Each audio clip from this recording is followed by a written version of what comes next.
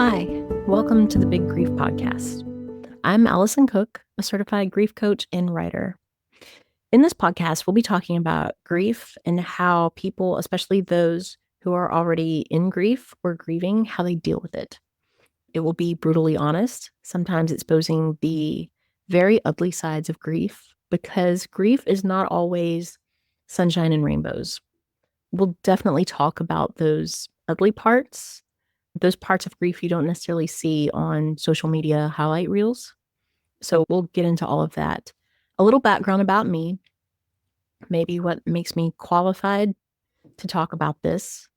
I lost both of my parents within 14 months of each other back in 2019 and 2020, each of them to rare cancers. I'd moved back home about 6 years before my mom passed away to help them around the farm and the house after I lost my job very unexpectedly. At the same time, my landlord decided to raise my rent to something astronomical. So my parents welcomed me back home to save some money and help them out a little bit at the same time. However, little did any of us know that within 6 years, both of them would pass away and I would inherit a house in need of a tremendous amount of work. And we will discuss what I've been through and dealt with that. And I'm still dealing with it, even years later. I'm going to be doing this podcast with a very good friend of mine. His name is Dave. He is one of my very best friends. I've known Dave so long that I don't remember not knowing him. He's one of those true friends who you can call, you can text any time of day, anywhere in the world, and he will be like, okay, what's up? What's going on? What can I do? That's Dave. And he's always been like that. Just a tremendous, tremendous person with the kindest heart. And he's just been such a good friend. So I thought, who better than someone who knows me that well, knows what I've been through. He knew my parents, and he's known pretty much every little detail about me my entire life, and I about him. So he's going to co-host with me, and he is also no stranger to grief. He's dealing with a lot of things in his life and has dealt with things. And, you know, we've had similar circumstances with a couple of things, and he'll talk about that. We'll get into all of that. You know, so many people in the last few years since my parents died, they've texted me or they've stopped me in the grocery store or a parking lot and they want to talk about someone that they've lost, or they want to talk about their grief and ask if what they're doing is normal. And my response to them is always, yes, this is normal. However, at the same time, I wish that someone had been there for me when my parents died. Someone to say, hey, this is normal. What you're going through, what you're feeling, this is all normal. But there wasn't. So ever since then, I've always felt like I needed to be there for other people who are going through something similar. People who need to know they're not crazy. They're not losing their minds. What you're doing is you're grieving. And that's okay. And however you feel is however you feel in grief. And I don't think a lot of people understand that because we don't really talk about grief anymore. We don't really discuss it. We don't model it. We don't teach it. And so I'm excited to bring this discussion because, like I said, there are so many people out there who are silently dealing with their grief, and they need to know that there's someone out there who understands. I may not know your exact grief situation, but I understand what you're going through. I understand grief. And like I said, the number one question I get from people is, am I doing this right? Is this normal? You know, people think that there are certain rules or stages that they have to follow in grief, and there are not. Nothing in grief is linear. So we'll definitely talk about all of that. And we'll also talk about things that are deeply personal to us, because I think that's how we connect, right? We connect through our shared experiences. That's how we understand each other as humans. That's how we find out, hey, you know what? This is normal. How I'm feeling is normal. What I'm going through is normal. So I'm excited to interview certain individuals, friends, colleagues who have had their own unique experiences with grief. Grief is so universal, but yet so unique to each individual. Your relationship with your loved one is so unique. No one else has that relationship. So no one else will grieve in the way that you do. So we'll talk about all of that. And I'm excited to bring whatever little bit of knowledge and experience that I have to hopefully help someone, because that's the goal, right? If we can bring hope to one person, to let one person out there know that they're not alone, then that makes all of this worth it. So I hope that you share this podcast with anyone who needs it, talk about it, and continue to join us as we talk about all things grief. These first 4 episodes are from one single conversation that Dave and I had that we've broken up into the first 4 episodes. And we sort of glaze over some big topics that we will break down into bite-sized pieces in other episodes later. But yeah, I hope you enjoy and I hope you continue to listen. And let's go ahead and get into it and discuss our big grief. Hi. Hello. So I know you and I have talked about this before, but one thing I wanted to ask you is, because I was trying to remember the other day, do you remember when we first met each other? I have the vaguest memory of being in your Nana's house when I was like 4 or 5. So, yeah. I remember John, which John was like, what? If you're 4 or 5, then you would have been 7. Yeah, like 3, 4 years older than me, something like that. It comes up 2 years younger than you. Yeah. No, you're a year younger. A year younger. But yeah, it's because I don't remember, I don't know of anyone else in my life who I've known longer than you. Like, I don't. Same. Same. So it's gotta be 40 years, roughly. Roughly. We can go ahead and say 40. I think it's okay for us to go ahead and say, yeah, it was 40. 40 years. 40 years. Just hard to believe, since the 80s were only like 20 years ago. Right. I don't know how that happened. But you know more about me than probably anyone. I think that is a safe bet for me to say that. Yeah. Which is why I feel like it's so good that you're willing to do this with me, because you know everything. I think we know that about each other. But you also knew my parents. Yeah. So, especially my mom.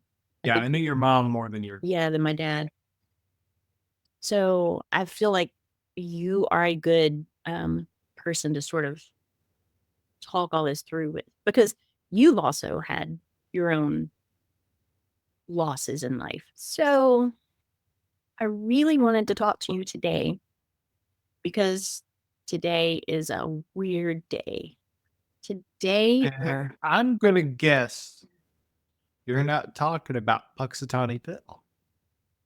no. And can I just say that if my mother knew that she passed away on Groundhog Day, she would have gotten the biggest kick out of that. Because she loved that movie, but she would have just gotten a kick out of that. That she died. Yeah, that she died on Groundhog Day. But Yeah, 6 years ago today, which it doesn't seem like 6 years. I mean, but time is weird. And I could do a deep dive on time Yeah. and how time is I mean, it's a human construct, but it's also anyway. That's another episode. Time is so weird because you say it's been 6 years, but yet I'm back there. Like it could have been yesterday. You can't.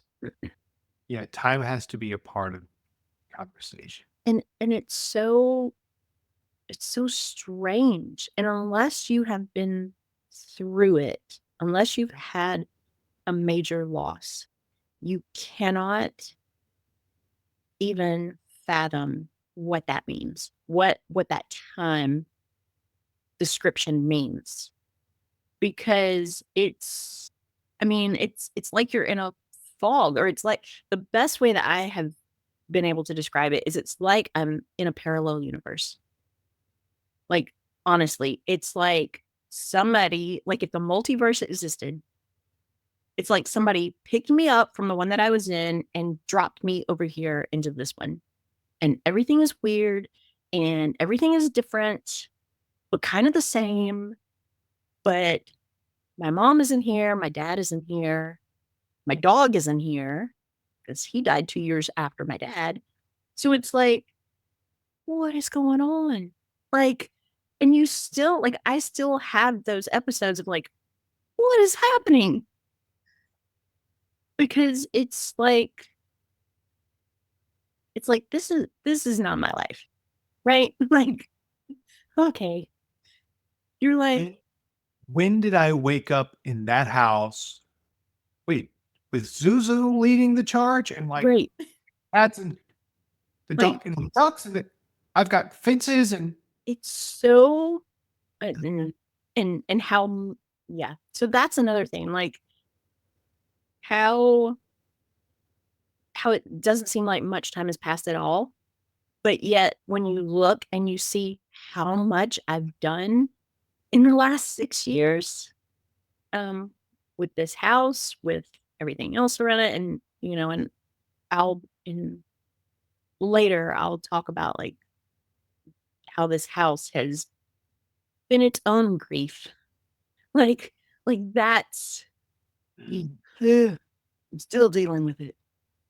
I mean, it drives me crazy. But yeah, I mean, it's like the time is it's such a weird thing. It's such a weird thing because I can still hear my mom. I can still, see her in the kitchen every now and then. And it's like, it's still sometimes like I'm waiting for them to come back because my parents would leave to go on trips by themselves.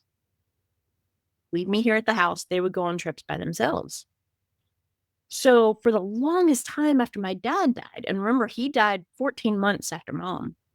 yeah. For the longest time after he died, because my dad would not let me touch any of mom's stuff after she died. I was not allowed to move anything. Her bathrobe was still hanging on the bedpost. Her jacket, her purse was still sitting by the door. Like, I mean, I was not allowed to move or touch any of her stuff. And when he died, all of mom's stuff was still there. My dad's coat was still hanging on the back of his chair. His shoes were still by the door. I mean, like, it was like they just went on another trip. And I was waiting on them to come back. And by the way, when my dad died, that was in the middle of the pandemic. So it was just, so you talk about time being weird. It's just, Time already was weird. yeah. Time was already weird for me. And then we had a pandemic. The whole pandemic thing and losing someone in the pandemic, but not to the pandemic, And I felt for all of those other people who had family members going through cancer treatments like my dad was during the pandemic. Yes. Um, Again, a whole other thing for later, but that will also alter your sense of time and space and Like not being able to process. right. I mean, it'd be different if it were just something that you could actually even begin to process before something else happened. But that, no, you're multiple heavy traumas, one right after the other. Complicated grief is the technical term for it. When you just sort of get hit with one major grief event after another. It's complicated grief, and you don't have time. You don't have time to process that first one. And because my dad wouldn't let me talk about my mom, that's another thing. He wouldn't just let me or not let me move her stuff. He would not let me talk about her. I I know that that was probably, you know, him processing it. And and it's one of those things too, like, and and for anyone who is curious, I have been to therapy for this. Like that's I I have, and it helped. It helped with a lot of things, but my dad never talked about things. I mean, that's the way he was raised. Yeah. He was born in 1942. They Mhm. did not, he was part of that generation that just, you just suck it up and go on. Um, and he did not know how to deal with and process mom passing away because he always thought he was going to go first. That's how everything was planned out. That's how his will was drawn up. That's how everything that they had ever talked about was planned out. Was he was going first. He was also older than her. So it was always assumed he would go first. And that didn't happen. So, you know, trying to have a conversation with him became so difficult. We'd always had sports to talk about. I like sports. So, football game, baseball, something like that we could watch on TV and we could use that to talk about. Right. But that sort of took the place of my mom because my mom was our buffer, right? So, because I was so much closer to my dad was closer to my mom. She was Yeah. the buffer in the room. So, in order to talk to my dad, mom had to translate for both of us. She was the one who helped me and my dad have a relationship. So, after she died, I mean, it was like me and my dad just sitting there staring at each other, or me having to wash all of his clothes, fix all of his food. I mean, do everything for him because he didn't know how to do anything because she had always done it. So it just, and that's something else that I'll talk about later is the role of a caretaker, which I know you know well. I am I'm not sure if I'm technically deep in it. If I don't know if I'm in that role or not. Yeah, Other people tell me that I am, you are. I think you are. and I don't know if I'm doing enough to be considered a caretaker. I think from what you've told me that you are doing, I think that you are. And if it's something that brings about any amount of stress, you're a caretaker. Right. And there's a lot of stress that comes with that job. It's such a test of patience Mhm. and like that constant reminder that You can't worry about things that you can't change. You have to be really honest about a person's capabilities and their needs. And that on top of all that, they are still a human being. They're they're not children, they are adults and they have lived full lives, and you have to go along with that. You have to remember that these are okay. Like quality of life, Mhm. right? You want quality of life. Right. And so they want it, have at it. And even though you know it's bad, you'll let it happen, and then you have to be there to pick up the pieces. Mhm. And then you go, okay, Mhm. what's next? Really was like they're taking care of my parents. It was like children. Yes. And I don't I don't like to look at it that way, but that's what it felt like because I don't know if you know this about my family. They can be a bit stubborn. And it was I, just I like think at some point we all become stubborn. it has to get worse, right? It has to get worse as you get older. I mean, I think it's worse with some people anyway, but I think too it just gets worse. I think uh there's something about the thought of me in a nursing home because it's just gonna be me. They're gonna put me in I'm gonna put myself in a nursing home if social services doesn't do it for me. But I mean, they're gonna realize that they can just put a Game Boy in my hand. Have you seen the petition to make malls into retirement homes for like Gen X and millennials? Like, I would be so for that. I mean, they've got like movie theaters, Heaven. they've got food courts, and Heaven. there's one in I forget where I was reading about it, Minnesota somewhere, Wisconsin, and they have converted it actually into affordable housing. And a lot of the stores they've made into apartments.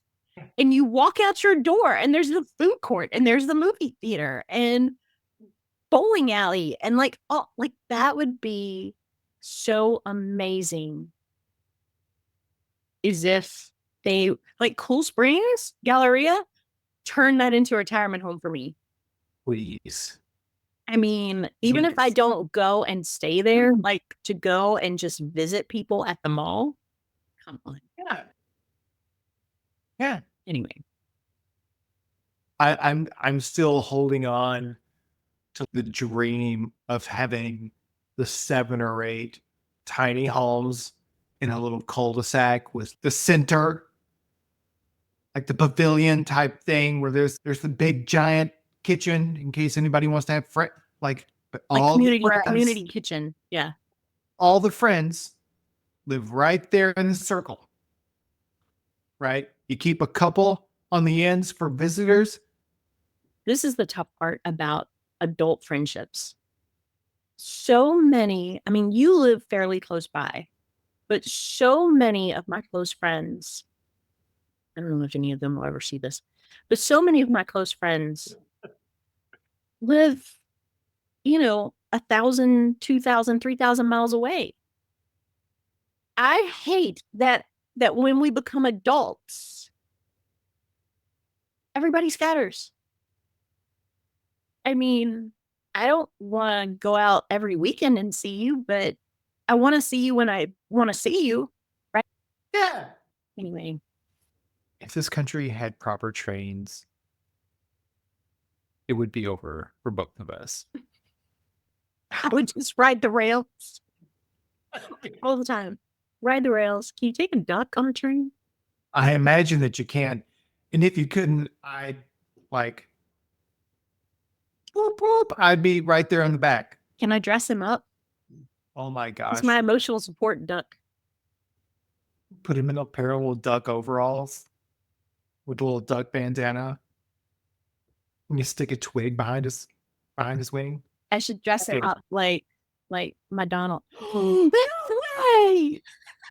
I love that we both have Donald on our desk. That's So when I'm on Zoom calls, because I'm on a lovely, lovely group called the Quilty Nook. It's an online quilting community. Speaking of grandma energy, but it is intense. You want to talk about a growing, like sewing community? Yeah. That is intensely growing. So you've got members on all continents. It is quite intense. But when I'm on a sewing circle with a bunch of people, whenever I have to leave, this is my stand-in. That's amazing. That's amazing. Donald, my stand-in. I love that we both have Donald on our desk. That made my day.